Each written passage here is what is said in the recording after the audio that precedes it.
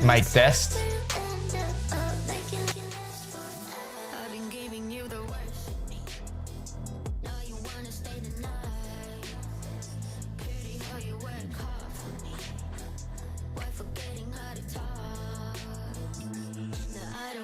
Gee, that's good. That's good to know, Boss K.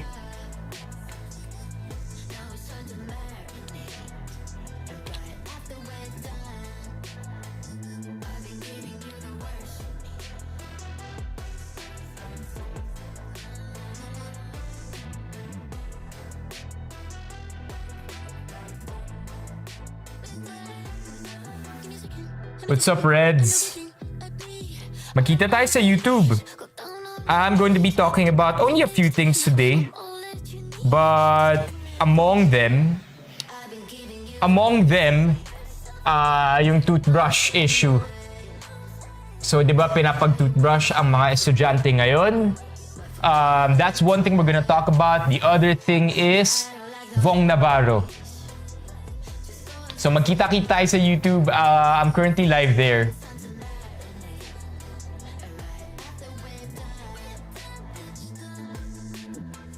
Shout out. How will I know which one the most viewed, bookmarked, and commented post is?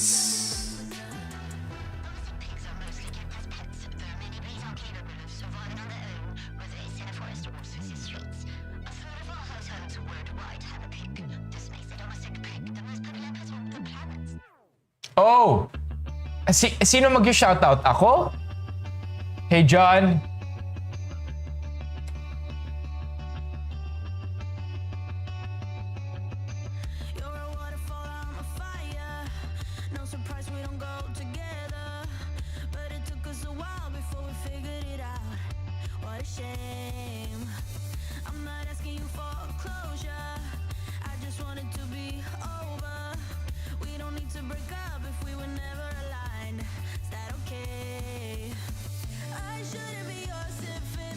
Thank you, Ron. Medyo na-late tayo sa pag-style ng hair, actually.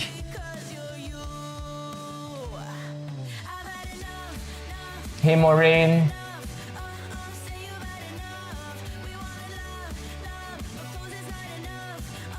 We're just making sure correct yung settings natin dito sa YouTube.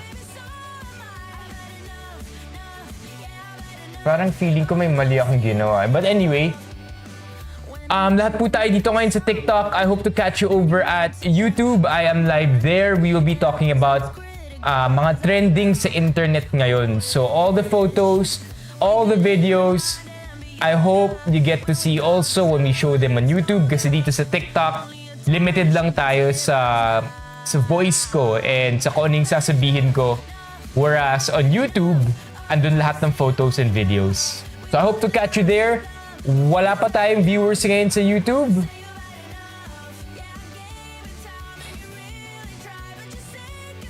I'm not sure if it's trending. Oh, but I guess shout out to TikTok, right? Shout out po. Please keep on liking my latest TikTok video. I think it's getting good traction. Nasa 27,000 views na yata tayo ngayon. What's up, Ron? Ayun, si Ron is now on YouTube. Let's wait for a few more people before we start.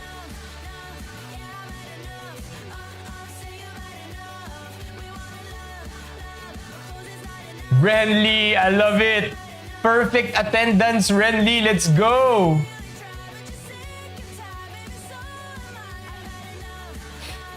What's up, I love musicals? Si Mami Cha ba to? Thank you for the likes, Boss K. Ayan. Please keep on hanging out, Ron and Renly. Ayan na, may isa pang pumasok.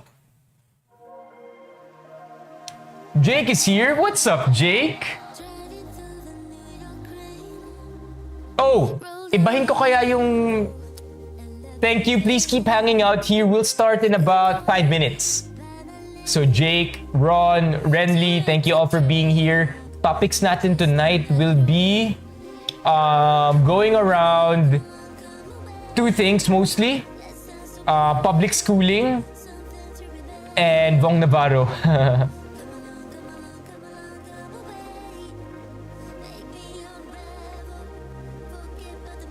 Teka, ito live intro.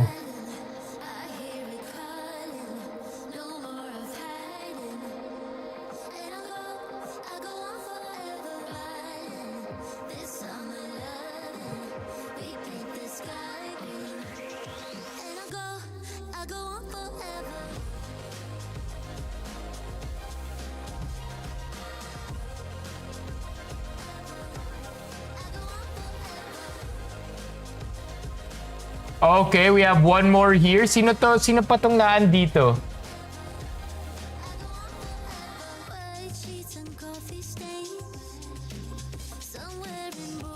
Ayan, I changed the intro a little bit, Boss K.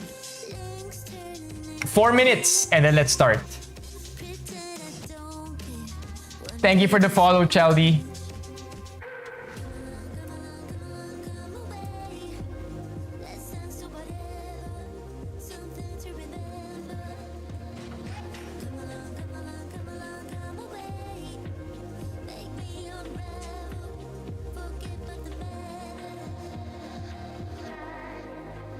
Na-approve ba?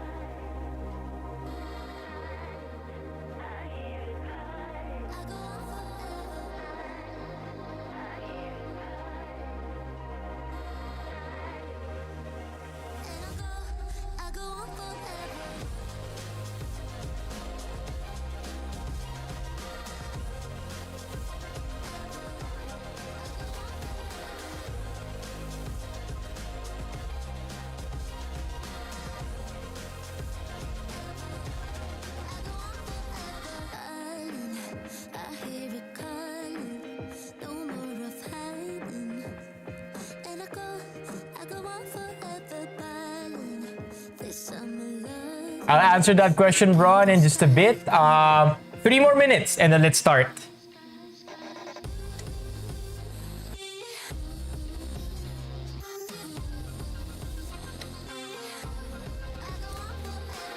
Just making sure. Okay. Nice, nice, nice. Hinahanap ko siya each time, pero hindi ko mahanap.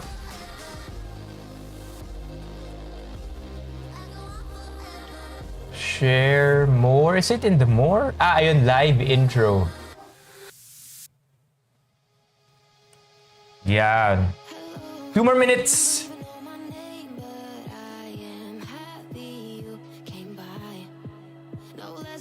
Medyo nangingilo pa yung teeth ko, by the way. If you notice, it's a little white, my teeth. And that's because it's fresh from teeth whitening over at Urban Smiles.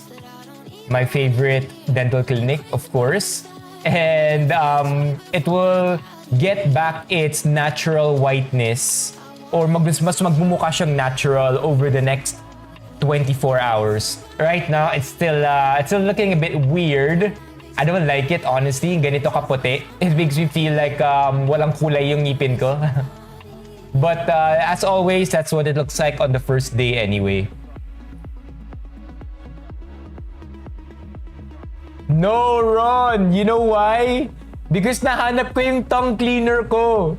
The funny thing is, I found my tongue cleaner at... So for those who don't know, Renly, Jake, if you're still here, for those who don't know, yung tongue cleaner ko, I came from a recent out-of-town trip, La Union, okay? I got back home. I knew in my head I packed it, but I couldn't find where my tongue cleaner was. So, medyo nag-panic mode ako because it's been something that I've used every day of my life. But then, panic mode, so nakakasa na siya sa Shopee. Ready ko nang bilhin sa 12.12. Nag-suggest din si Ron, I believe, if not Boss K, na magtanong ako mismo sa dentist ko kung may tongue cleaner sila because likely they do, right? But all that no longer needed. Shopee no longer needed. Lazada no longer needed for the tongue cleaner. Dentist, not even. And that's because nahanap ko siya. And of all places, nahanap ko siya sa garahe. I know it's a little sketchy na nahanap ko siya sa garahe, but I just dipped it in hot water. Oh, okay. Okay, yeah, that's why medyo na-confuse ako kasi Ron, ikaw yung nag-bring up. Ayun, that's why sabi ko, Boss K or Ron? But anyway, ginawa ko na lang, binabad ko sa mainit na tubig for maybe about 5 minutes. Tonight we will know if the tongue cleaner is still worth using.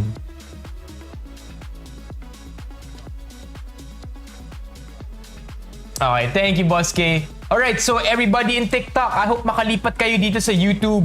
Say TikTok fam, once napunta kayo dito sa YouTube because I'm live here. Yung mga pag-uusapan ko tonight are better heard if meron kayong video and may pictures kayo. I'll be showing memes, I'll be showing tweets, I will be showing articles, and mas nakakatuwa siyang ma-experience if nakikita nyo rin siya dito sa YouTube. So if you're here right now in TikTok, jump over to YouTube. Same po ang username ko at CI Benipayo rin. Say TikTok fam when you enter the YouTube live para alam ko kayo yon, and I'll give you a nice little shout out. Giselle, thank you so much. Mas maganda pa siya kung pinanood mo sa YouTube live. Live ako ngayon. Okay, so first thing that I wanna ask is Renly, Jake, Ron, how are you today? We're only 4 here. That includes me. So Renly, Ron, Jake, kamusta kayo today? I know I'm supposed to go online at like 7, but I got a little deep in the Vong Navarro rabbit hole. Na hopefully, I learned a little bit para ma-explain ko sa inyo ng mas maayos. Oh, oo nga, no? Nakita mo yun, Giselle? Daydream. Ano course ko ng college? What was my course in college? Psych. I was a psych major. Thank you, Renly. Okay, so I suppose your days all went good. And that's a good thing because my day also went kind of good.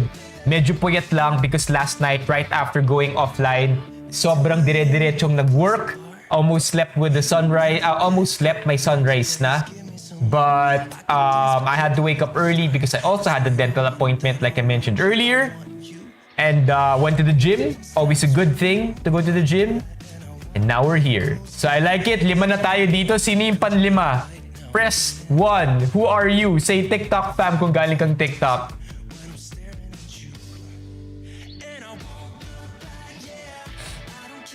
Oh, on the contrary, Ron, I kind of found it to be a little on the humid side. Yon, si Paul andito ulit. What's up, Paul? Paul Andre Apo. Paul, I hope that after this stream, it's a very quick stream like we always do kapag YouTube Live. I hope na mas matuwa ka and hindi ka magalit kasi parang I don't think the conversation we're gonna have tonight is all that happy and light. I think some of it a little confusing. But overall, I hope pa rin na yung goal natin of talking about trending stuff on the internet happens. If you have any comments about it, let me know. Maybe I'm missing something. But let's get this started. So, the first one that I want to talk about is this content or is this post about limiting creative expression sa mga teachers sa paggiling sa TikTok. To know more about that, we're gonna have to watch the video itself para lang mas maintindihan ninyo what I mean by this. So it's I hope it's not that long. It's 2 minutes. My gosh. Guro na napapanood natin sa social media na gumagawa ng mga malalaswang video sa loob pa mismo ng classroom, bakit niyo po ginagawa yan? Teacher po kayo. Kailangan niyo pa ba ng atensyon? Para saan? Para magpa-cute? May palabas-labas pa ng dila. May patuwad-tuwad pa. Pinag-aaral ang mga kabataan sa mga paaralan para makita kayo. Noon yung mga teacher namin noon, hindi man namin respeto sa sarili ang DepEd.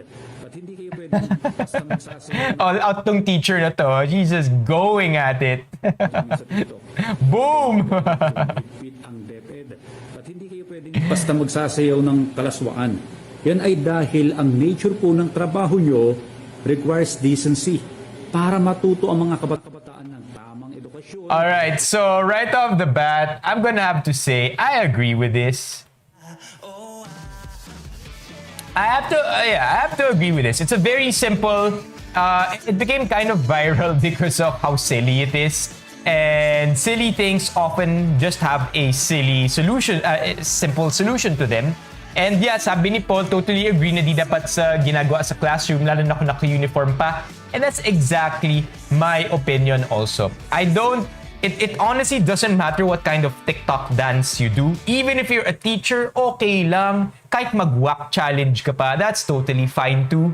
Just don't do it in the classroom. Much less do it in your uniform. Tapos may lanyard pa ng school. Medyo, that's not the best. I don't think that will attract positive energy and a learning environment for all your students. On the contrary, it might actually be harmful to all these things that you should be learning inside the classroom, diba? So, in long story short, just don't do it in the classroom. Okay, that's just an excuse, by the way. Itong TikTok video na yun, or that quick video, was just an excuse to segue into the main topic. I think we have two main topics today. This is main topic number 1.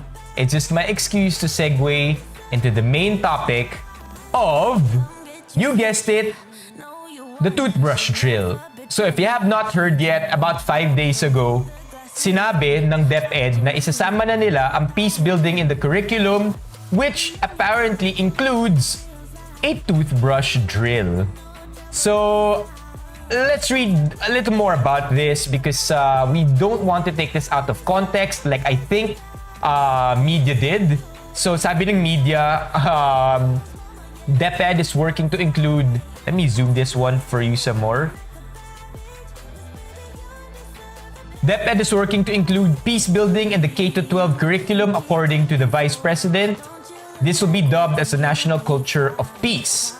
Ginagawa po, so ito yung reason kung bakit nila ito ginagawa. Sabi niya, once we are ready, wait. Ito yung reason kung ba't nila siya ginagawa. The move will help solve the reason why they're creating a national culture of peace or some kind of curriculum of peace building is so that it will help solve insurgency problems and the alleged recruitment by the new People's Army in schools. And then biglang may pahabol dito. Also, DepEd is planning to hold a mandatory toothbrush drill.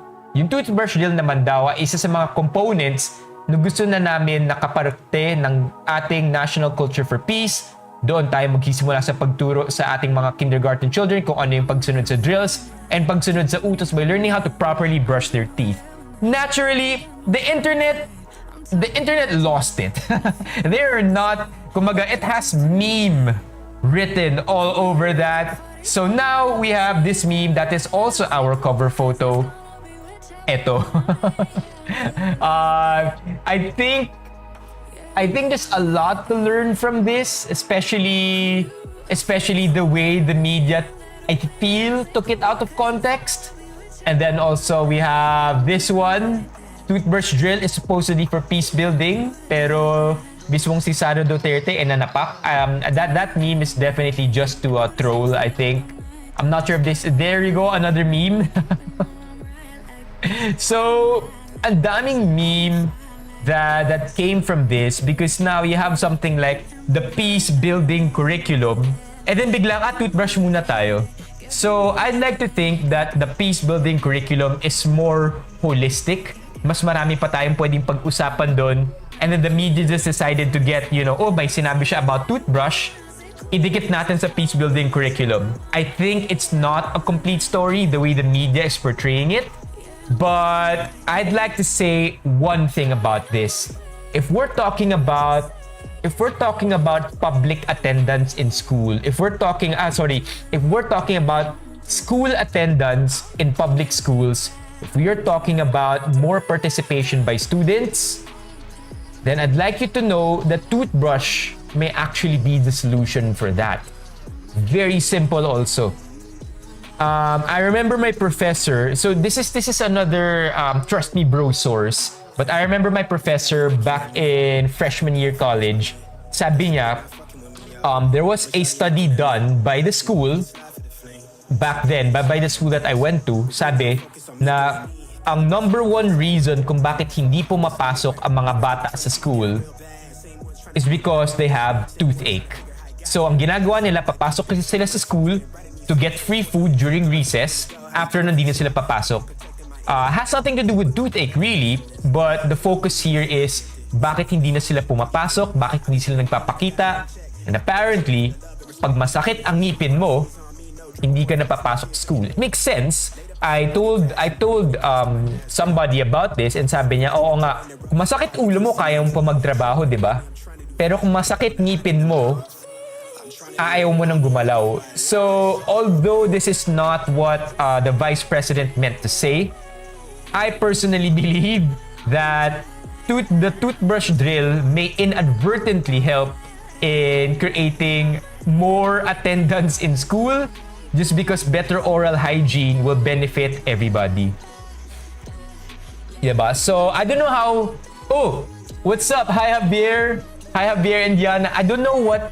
Di ko lang mag-gets yung connection ng toothbrush sa national peace or to curb insurgency. Maybe it's putting discipline into students as early as the kindergarten that will allow them to think more for themselves. Hindi ko alam.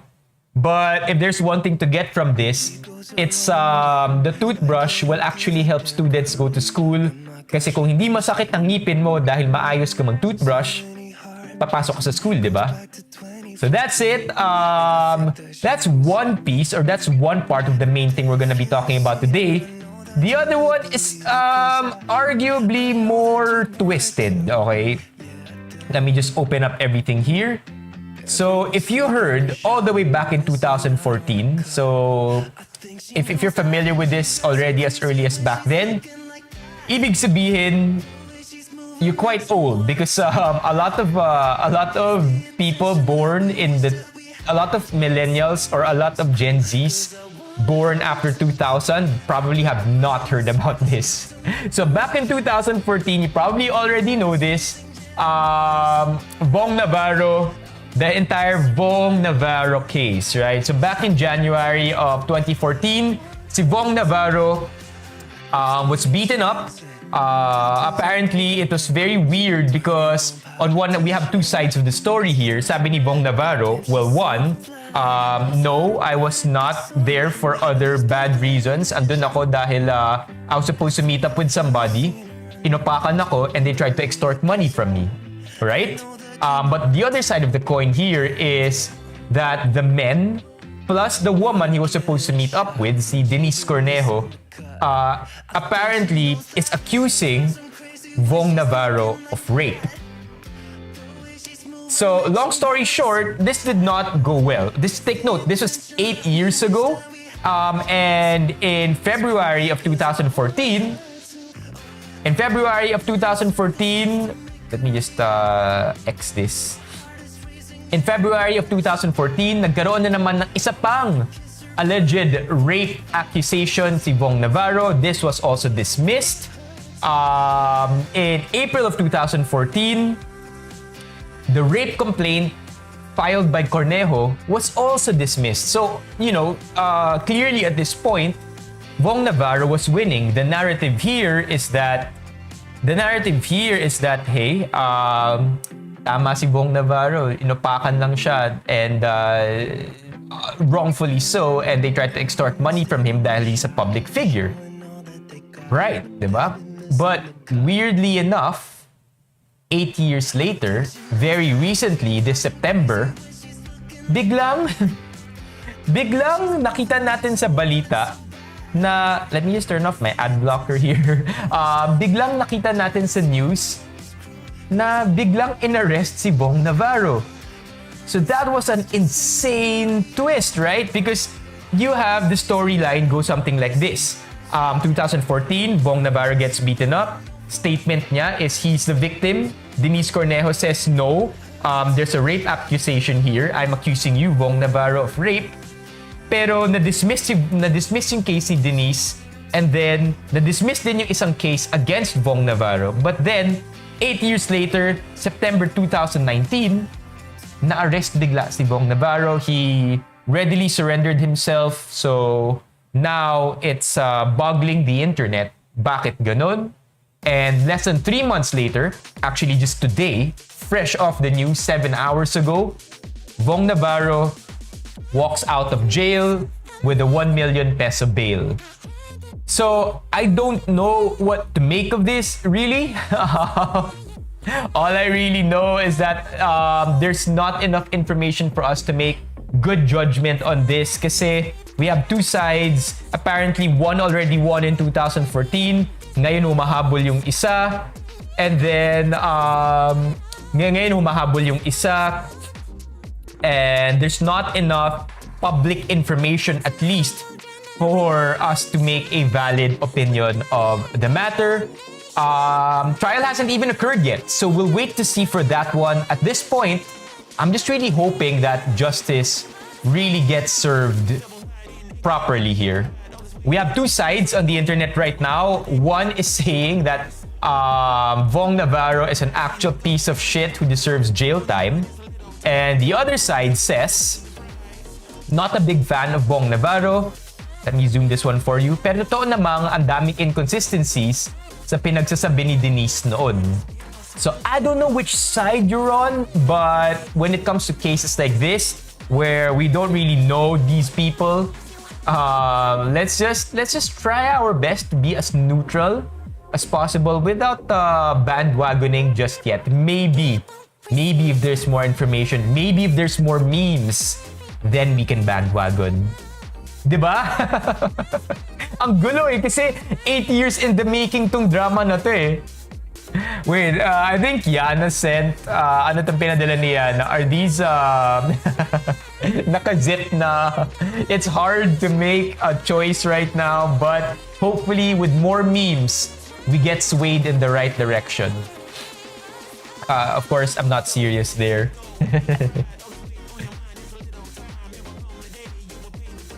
But that's basically it. Very, very short live stream today. Most of the live stream was actually me asking you to follow the live stream. But hopefully tomorrow we'll come up with better stuff. Medyo matumal din yung internet today. Most of the news revolved around volleyball. And that one, I'm definitely not coherent enough para, or I'm not informed enough, knowledgeable enough para pag-usapan yon. But I heard Creamline won. So kung tama man ako doon, congratulations to Creamline. But again, thank you so much for attending today's live stream. I'll see you again tomorrow. Hopefully better news comes up.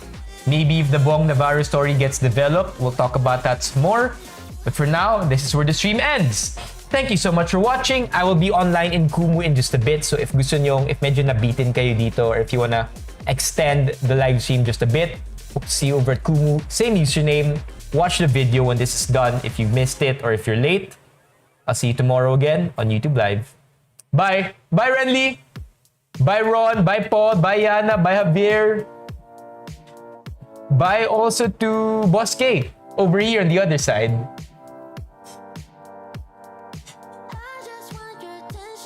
Dito pala siya i-end.